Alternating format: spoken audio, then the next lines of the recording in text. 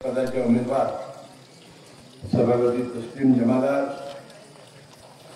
या विभागाचे उमेदवार सभापती मंजुषा देवी रणजित पाटील, दुसरे उमेदवार नामदेव चौगुले, तिसरे उमेदवार शुभांगी दरेकर यांच्या घड्याळ आणि कवशी चिन्हासमोरचे बटन दाबून यांना प्रचंड मताने निवडून आणावं अशी विनंती करण्यासाठी आपण जी कोपरा सभा घेतलेली आहे त्या कोपरा सभेचे प्रमुख ज्यांनी अतिशय चांगलं मार्गदर्शन केलं ते समरजितराजे गाडगे, या पॅनलचे दुसरे प्रमुख रणजित पाटील, राजेखान जमादार, दत्तामा खराडे, शिवाजीराव इंदुरकर, दत्तामा जाधव, रणजित सूर्यवंशी, दिगंबर परीट, रविराज परीट या कोपरे सभेसाठी मोठ्या संख्येने उपस्थित असलेल्या माझ्या माता भगिनी, नागरिक, पत्रकार बंधू आणि मित्रांनो, येणाऱ्या या नगरपालिकेच्या निवडणुकीमध्ये या सगळ्या उमेदवारांना प्रचंड मतांनी निवडून द्यावं आणि नगरपालिकेची सत्ता एक हाती सोपवावी असं आवाहन राजेसाहेबांनी राजेखान जमादार आणि दादांनी केलेले, ज्याचा उल्लेख राजेंनी केला की राजेखान जमादारांचं भाषण हे आपल्या कुटुंबाबरोबर संवाद साधणारं भाषण होतं. त्यांनी आपल्या प्रभागातील अनेक नागरिकांच्या ज्या अडचणी होत्या, त्यांचं सुख दुःख होतं, एखादा सामाजिक काम करणारा कार्यकर्ता समाजाच्यासाठी किती काम करू शकतो, नागरिकांच्या सुखदुःखामध्ये कधी सामील होऊ शकतो, त्याचं एक वास्तव चित्र त्यांनी आपल्या भाषणाच्या निमित्ताने उभं केलं. रणजित पाटील आणि राजेखान जमादार या दोघांनी आता विडा उचललेला आहे. कोणत्याही परिस्थितीमध्ये या शहरामध्ये राष्ट्रवादी आणि शाहू आघाडीची सत्ता आणल्याशिवाय राहायचं नाही, यासाठी ते कष्ट घेत आहेत. मला वाटतं त्यांच्या या कष्टाला निश्चितपणे मुलभूत नगरीचे नागरिक साथ देतील आणि सत्ता आमच्याकडे सोपवतील. राजेसाहेबांनी सांगितल्याप्रमाणे या राज्याचे मुख्यमंत्री महोदयांच्या मध्यस्थीनं आणि त्यांनी सुचवलेल्या तोडग्याप्रमाणे आम्ही एकत्र आलो. मग बाजारपेठेत मी त्याचा उल्लेख केला की 11 वर्षाचा एक अतिशय भयंकर संघर्ष आम्ही केला. एकमेकांनी अनेक निवडणुका आम्ही लढवल्या, भाषणामधून टीका श्रमे तर अति विषारी प्रचार सुद्धा एकमेकांनी आम्ही केला. अनेक कार्यकर्त्यांनी मार खावा लागला, अनेकांची डोकी फुटली, खून काय पडली नाही, अनेकांना जखमा झाल्या. आणि जेव्हा येण्याचा आम्ही निर्णय घेतला तेव्हा आम्ही कार्यकर्त्याशी बोललो नाही, सल्ला मसलत केली नाही, याची माफी आम्ही मागितली. आणि तेव्हा आम्ही मुख्यमंत्र्यांना म्हणालो होतो, साहेब तुमची जी सूचना आहे ती आम्ही मान्य करतोय, आम्ही एकत्र येतोय, ते एकत्र राहण्यासाठी. एकत्र राहायचं, एकत्र यायचं म्हणजे करायचं तरी काय नक्की. शेवटी आपण कशासाठी राजकारण करतोय? राजकारण समाजकारण करत असताना शेवटी समाजाचं हित कशात आहे, गोरगरीब आणि सामान्य जीवनाच्या मध्ये आनंद कसा फुलेल आणि ज्याची जबाबदारी आपण आज नगरपालिकेच्या निवडणुकीच्या निमित्ताने उचलतोय, हा शहराचा विकास कसा होईल. राजेखान जमादारांनी धावता आढावा घेण्याचा प्रयत्न केला की अनेक वर्ष या विभागाचा लोकप्रतिनिधी आपण निवड केली, तुम्ही आशीर्वाद दिला, अंबाबाईची कृपा होती आणि अनेक वर्ष आमदार म्हणून, अनेक वर्ष राज्याचा मंत्री म्हणून काम करण्याची संधी मला मिळाली. एवढ्या मोठ्या कार्यकालामध्ये ज्याचा उल्लेख राजेसाहेबांनी केला, आज राजेखानची जमादारांची जी ओळख आहे तो काय अचानक ठीक आहे बाळूमामा जमादाराचा तो नातो असेल, परंतु वारसाला कोण नेतं आणि नेतृत्व येत नाही. त्यांनी समाजामध्ये जावं लागतं, खस्ता खाव्या लागतात, रात्री बेरात्री अनेक नागरिकांच्या दुःखाला साथ द्यावी लागते, त्यांच्या मतीला धावून जावं लागतं. आणि जो माणूस ज्याला तळमळ आहे, करण्याची इच्छाशक्ती आहे, तोच नेता होऊ शकतो. घरात बसून हाफ पॅन्ट घालून तो पुढे होत नाही. त्याची कष्ट करावी लागतात, त्यांनी श्रम करावे लागतात. त्या नागरिकांच्या चुलीपर्यंत जाणं, त्यांच्या झोपडीपर्यंत जाणं आणि त्या नागरिकांचे प्रश्न सोडवणं, हे काम राजेखानने अतिशय मनापासून केलं, ज्याचा उल्लेख राजेने केला. संजय गांधी जनावर योजना घराघरात राबवणं, मोफत ऑपरेशन, मोफत उपचार करण्यासाठी प्रयत्न करणं, बांधकाम कामगार किंवा शासनाच्या ज्या योजना आहेत त्या घराघरात झोपडेपर्यंत पोहोचवणं, या कामामुळे खऱ्या अर्थानं राजेखानची ओळख आहे. आणि राजेखानचं नेतृत्व फुललं. रणजितसिंह पाटलांची त्यांना साथ लाभली आणि जे अतिशय उत्कृष्ट एक पॅनल उभा करण्यामध्ये याला यश आलं. आता उल्लेख राजेखानी जमादारांनी केला, अंबाबाई मंदिराचा केला. आता अंबाबाई मंदिराची किती मी निधी दिला, काय दिला, हे अनेकांनी त्यांच्या नेत्यांनी भाषणाद्वारे अनेक वेळा सांगितलेलं आहे. जसं राजेसाहेबांना माझी भाषणाची व्हिडिओ क्लिप ती दाखवली, तेव्हा ती क्लिप दाखवत आता खरं आहे ना, आम्ही 11 वर्षात भांडवलं आहे, आम्ही एकमेकांच्या भाषणं केलेली आहेत, आम्ही मतभेद झालेले आहेत, तीव्र मतभेद झालेले आहेत, संघर्ष केलेला आहे आणि आम्ही आता एकत्र आलो. आणि म्हणून या शहराचे जे प्रश्न आहेत, राजेखानी आपण बाजारपेठेशी सजवली, विकास केला, कसा निधी बी दिला, ते सगळं सांगितलेलं आहे. आता आपल्याला अजेंडा घेऊन काम केलं. आपली अंडरग्राउंड ड्रेनेज व्यवस्था करणं, तुमचं सगळं सांडपाणी एकत्र करून एसटीपी प्लॅनद्वारे प्रोसेस करून नदीत सोडणं, हे काम मोठं आहे, हे घ्यावं लागेल. आता तुमच्या या घाण पाण्यानं अनेक गावांच्या आरोग्यावर परिणाम झाला. अनेक गावातले लोक पाहायला साहेब आमदार म्हणून या नगरपालिकेचं एकदा प्रदूषित पाणी कमी करा, पाण्याला सारखा तवंग येतोय नाही. आणि म्हणून हा एक काम पहिल्यांदा आपल्या हातात घेणं फार मोठं काम आहे.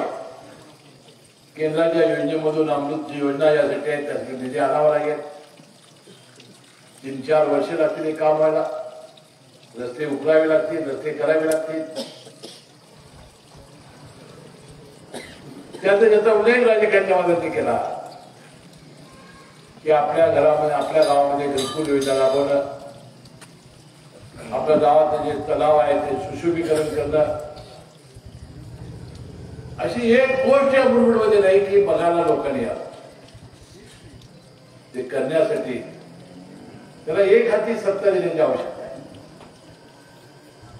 मागची सत्ता आली, एक मिटिंग अशी गेली नाही की तिथं भांडण झाली नाही. एक मिटिंग मध्ये असा ठराव झाला नाही की तिथं वाद झाला. आणि मग सातत्यानं जर आपण एकमेकाला असं आडवाडवी जिरवाजिरवी करायला लागलो तर गावच्या शहराचा विकास होणार. आणि राजेसाहेब, मी आज प्रामुख्यानं आपल्याकडे आलेलो आहोत. भर भक्कम बहुमत आम्हाला द्या आणि आम्ही तुम्हाला शब्द देतो, एक संधी द्या, या मुरगुड शहरात स्वर्ग बनवण्याची आम्ही राहणार नाही. आपल्या कचऱ्याचा ढीग मी बघितला मगाशी दलित समाजामध्ये, बौद्ध समाजामध्ये मी यांच्यात गेलो. त्यांची मागणी काय? आमच्या समोर जो डोंगर उभा राहिलेला आहे त्याला आम्हाला जेवण जात नाही, आमचं जीवन असंही झालेलं आहे. आम्हाला घाण वास इथं मारतो. म्हणून आता आपल्याला ही व्यवस्था करावी लागेल. लोकांना शिकवावं लागेल की ओला कचरा सुका कचरा वेगवेगळा करा. ओल्या कचऱ्याद्वारे वीज निर्मिती करता येते, कागद आपण दाखवलेला आहे. सुक्या कचऱ्यामध्ये प्रामुख्यानं प्लॅस्टिकच येते, प्लॅस्टिक रिसायकलिंग होते. ते आपल्याला कामं करावी लागतील पुढच्या काळात. कोंडाळा मुक्त शहर करावं लागेल आणि हे सगळे कचऱ्याचे ढीग आपल्याला नष्ट करावे लागतील. तरच त्या आता मला सांगा, कचऱ्याच्या ढिगेजवळचे नागरिक ते काय आरामात जात असतील, जेवण जात असेल त्यांना, त्यांचं जीवन कसं होत असेल. कधी माणसं म्हणतात साहेब मुसरी बांधा, मुसरी बांधायचं माझ्या घराजवळ नको, पलीकडे कशी बुद्धी का आकाशात बांधायची ती. म्हणजे हे सगळे प्रश्न जर सोडवायचे असतील तर आपल्याला मुळापासूनचे सगळे विषय या नगरपालिकेच्या अनुमती घेतले पाहिजेत. आपलं शहर हे फार छोटं शहर आहे. मी मगाशी बोलताना म्हणालो की 10,000 सुद्धा मला वाटतं मतदान नाही. म्हणजे कसबा सांगावं तुझ्या पुढे गेलं. काय झालं की आपल्या भौतिक सुविधा, आपल्याला ज्या मूलभूत सुविधा आहेत ते आम्हाला देण्यामध्ये कमी पडले. आणि म्हणून या भविष्यामध्ये या गावाचा विस्तार करायचा असेल, या गावामध्ये चांगली कामं करायची असेल तर राष्ट्रवादी आणि शाहू आघाडीच्या पॅनलला आपण प्रचंड मताने निवडून द्यायची विनंती करण्यासाठी आज आम्ही आलो. म्हणून अनेक सभेमध्ये मी प्रश्न विचारला, तुम्हाला विचारतो. एखाद्याच्या घरामध्ये समजा दुर्दैवाना येऊ नये म्हणा इकडं आला हार्ट अटॅक, रात्री 1 लाख 2 लाख, कोण धावून येईल?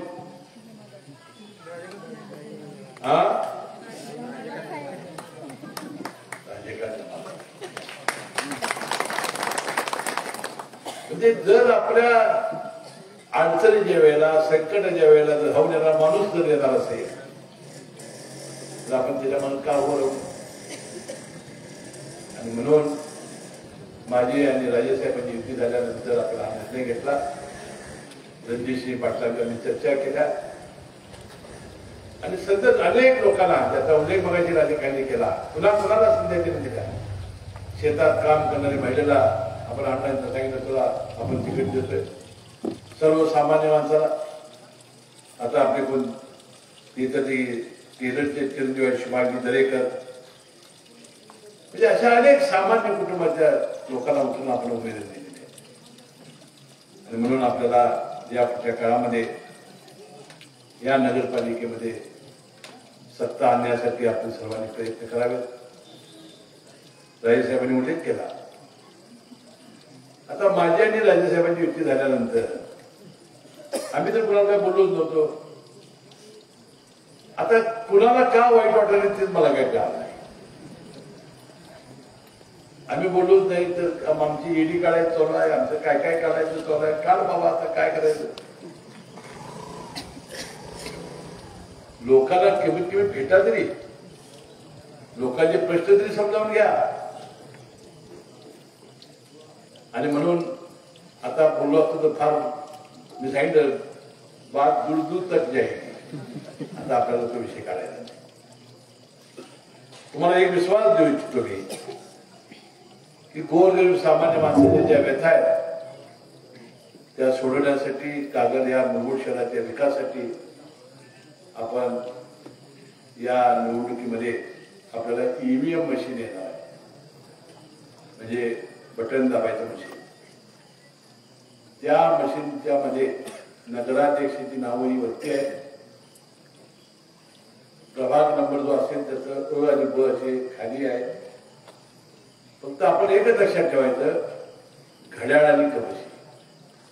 घड्याळ आणि कवशी बटन दाबडायचं, त्यानंतर आम्हाला आला की मग बाहेर पडायचं, पण बाहेरच पडायचं. ईव्हीएम याला व्हीव्हीपॅट मशीन नाही, त्याचं चिठ्ठी बघून कशी पडत हे मशीनच नाही यावेळेला. कारण आयोगानं त्याला यावेळेला बंदी घातलेली आहे. बंधू मी मगाशी सांगितलं की आमच्या युती शासनानं अनेक योजना आणल्या, त्यामध्ये गेल्या दसरा आणि दिवाळीला आम्ही प्रत्येक महिलेला मुख्यमंत्री माझी लाडकी बहीण योजना 1500 रुपये देण्याची योजना आणली होती. राज्यामध्ये त्यामुळे घडावा आणि दसरा आणि दिवाळीच्या मध्ये आईला 7,500 आणि मुलीला 15,000 रुपये आम्ही पाठवले होते खात्यावर. दसरा दिवाळी फुल झाली, साड्या बिड्या घ्यायला काय नवऱ्याकडे पैसे मागायचे पाहिजे नाही, नवऱ्याने उसरे घेतलेले होते आणि गेले वर्षभर आम्ही आपले 43,000 कोटी रुपये शासनाने आपल्या खात्यावर वर्ग केलेले आहेत आणि 2100 रुपये देण्याचं वचन आम्ही तुम्हाला दिलेलं आहे. आता 2100 रुपये आम्ही कधी देऊ, आता ते म्हणजे आम्ही दिलं म्हणते ते खरं अर्थ खाता तिजोरी आमच्याकडे आहे. ज्या वेळा तुम्ही आमची बटणं घड्याळ आणि कवशी दाबाल कटाकट त्यावेळेला 2100 रुपये तुम्हाला. त्याशिवाय आपल्या देशाचे पण नरेंद्र मोदी साहेबांनी तांदूळ आणि गहू मोफत देण्याचं 2029 पर्यंत आश्वासन दिलेलं आहे. या पुढच्या काळात सुद्धा ते असंच सुरू राहील याचा विश्वास मला या निमित्ताने आहे. आणि म्हणून या सगळ्या ज्या योजना आहेत त्या पुन्हा पुन्हाच्या लाभल्या नसतील, पुन्हा पुन्हा लाभ मिळाला नसेल, जे राजे खान जमादार आणि रणजितसिंह पाटील यांची सत्ता आल्यानंतर निश्चितपणे करून देण्याचं वचन आम्ही या निमित्ताने देतो. रमाई योजना राबवणारी नगरपालिका ही 1 नंबरची नगरपालिका या राज्यातली व्हावी अशा प्रकारची मी अपेक्षा या निमित्ताने करतो. आम्ही घर नसलेल्या लोकांना घरकुल 1000 बांधण्याचं या मुलगुड शहरामध्ये वचन दिलेलं आहे. 1000 काकाला मी कालच रायसाहेब होते, मी म्हणाल वाटणार 3000 घरात आपण रमाईची आणि या घरकुलाची आम्ही बांधणी पूर्ण केली. खरं तर अलीकडची 6 जे टॉवर झाले त्याचं उद्घाटन मी केलं. त्याचं बांधकाम इतकं उत्कृष्ट झालेलं आहे, जर कमोड जर करून दिलं तर मी स्वतः राहायला जाईल अशी चांगलं वाटतं. आणि मी मगाशी म्हणालो की नुसतं घर होत नाही, घर एकदा बांधलं की त्याचं स्वप्न असतं की स्वतःचं छत व्हावं, स्वतःच्या हक्काचं आपल्याला घर मिळावं, ही तत्व तयार होतं. अनेक लोकांनी आपले पैसे लावले, त्यामध्ये 2.5 लाख रुपये आपण देतोय. ते स्वतः सेंट्रिंगचं काम करणारे गवंडी असतात, ते असतात स्वतःला घाम स्वतःचं रक्त लावतात, 4, 4.5, 5 लाखापर्यंत खर्च तयार करतात आणि त्याच्या उद्घाटनाला जायची संधी आम्हाला मिळते. आम्हाला मनापासून तर आनंद असासाठी होतो की त्याची पत्नी बर्शिन खट्यावर जेवण करते, मुलं डायनिंग टेबलवर बसून अभ्यास करतायत, जेवतायत, टीव्ही बघतायत. पण किती सुंदर वातावरण, स्वच्छता आपल्या घराची ती गृहिणी करते. नुसतं घर होत नाही, सुसंस्कृतपणा, स्वच्छता, मुलांना चांगली वळण आणि म्हणून हे करण्याचं स्वप्न या मुलगुडमध्ये आम्हाला करायचं. मला राजेकांची आमची कबड्डी सारखं काय खो खो सारखं आम्ही गेलो तो पुढं तो गेला की पुढं. त्यामुळे आता घर बांधायचं जागा आहे का नाही मला विचारायचं आहे. आता घर बांधायचं आहे तर मग आता डीपी प्लॅन यावं लागेल, डीपी प्लॅन मध्ये आरक्षण टाकावं लागेल, नाहीतर मग तेवढी जागा आम्हाला विकत घ्यावी लागेल आणि तुमची घर बांधावी लागेल. रणजित पाटील आणि राजकांनी मला स्वस्तात जर करून देत असतील, जमीन आम्हाला घेऊन देत असतील तर मी 90% राजे 10% घालतील. आम्ही फाउंडेशनच्या माध्यमातून जागा घेऊन आम्ही घरकुलं बांधून द्यायला तयार आहोत. भागात मी गडिंगला थोडा उपक्रम केलाय आणि म्हणून आपण जोपर्यंत होणार नाही तोपर्यंत गरिबांना स्वतःची घरे मिळणार. काय परिस्थिती तुम्ही कधी दलितांच्या तुमच्याकडे डोंबारी समाज कधी गेलाय? एकीच्या घरामध्ये 7-8 पोरं, त्यांची लग्न, त्यांची मुलं, कसं लज्जारक्षण करतात ते मुली वयात आलेल्या मुली, कपड्याच्या पडद्या लावून जीवन जगतायत, लज्जारक्षण करतायत आणि हे सगळं बदलायचं असेल चित्र तर आपल्याला असा निर्णय घ्यावा लागेल. राजेकांत रणजितसिंह पाटलासारखी माणसाच्या हातामध्ये सत्ता द्यावी लागेल. राजकारण होत जाईल. तू समाजाचं खरं हित बघायचं असेल तर ह्या गोष्टी आपल्याला कराव्या लागतील. आणि या करण्यासाठी आपल्या समोर एकच नाव समोर आहे, ते म्हणजे राजेकांत. म्हणून येणाऱ्या निवडणुकीमध्ये आपण प्रचंड मताने निवडून द्यावा. आणि निवडून आला तर मी तुम्हाला शब्द देतो, जे आम्ही भाषण केलेलं आहे ते तसं ते ठेवा तुम्ही. आम्ही या सगळ्या गोष्टी पूर्ण केल्याशिवाय राहणार नाही असा विश्वास देतो आणि आपली रजा घेतो. जय जय महाराज. धन्यवाद साहेब. छोटासा सत्कार समारंभ